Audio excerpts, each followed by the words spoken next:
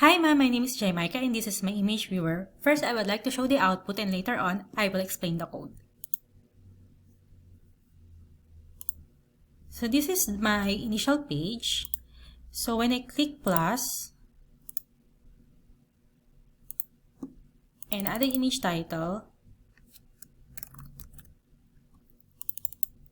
and then the URL, I click add, it will add the image and the title. Next,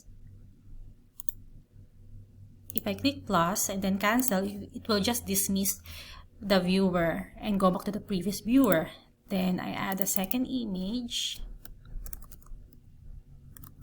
and add the URL. So it will show the first and the second image. The next,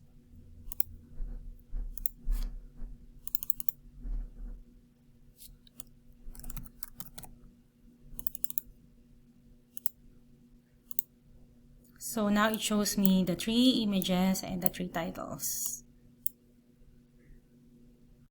Now moving on to the code. So this is my view controller. It implements picker view delegate, picker view data source, and add image delegate protocols.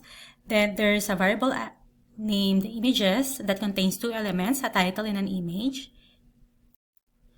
Inside the viewDidLoad function, there are 3 things happening. The picker views, delegate, and data source are being set to self. This means that the view controller is taking on the responsibility of handling the picker views user interactions and data population. The image view is being set to display an image called no image. This is the default image that will be shown in the image view until a different image is selected. Now, this function picker view number of rows in component, inside this takes 2 parameters, the picker view and component. This function returns the number of elements in the images array, which contains a title and an image. Next is function number of components. This function takes 1 parameter, picker view, which returns the value of 1. Next is function add image. This function takes 2 parameters, image and title. This function adds the image and its title to the images array. Then it sets the image view's image to the image that was just added. It also reloads all components in the picker view to reflect the updated images array and selects the last row of the picker view component, which is the newly added image. This code adds an image to an array of images, sets the image view to display the added image, updates the picker view to include the added image title. Next is function picker view did select row. This function takes 3 parameters, picker view, row, and component. This sets the image view's image to the selected image in the images array. The row parameter is used to retrieve the image object from the images array, and its image is then set to the image view. This code updates the image displayed in the image view to the image selected in the picker view. Next is function picker view title for row. This function takes 3 parameters, picker view, row, and component. This function retrieves the title property of the image object from the images array using the row parameter and then returns the title as a string. The UI picker view then displays this title as the title of the row, and this code sets the title of each row in the picker view to the title property and image object in the images array. Then this override function prepare for segue. This function takes 2 parameters, segue and sender. This function first checks if the destination view controller is of type add image view controller. If the destination view controller is add image view controller, it sets the delegate property of the add image view controller to be self, which refers to the current view controller. This code sets the delegate property of the add image view controller to be the current view controller before the segue is executed. This allows the add image view controller to communicate back to the current view controller when an image is added and update the UI accordingly. Next is function add image clicked.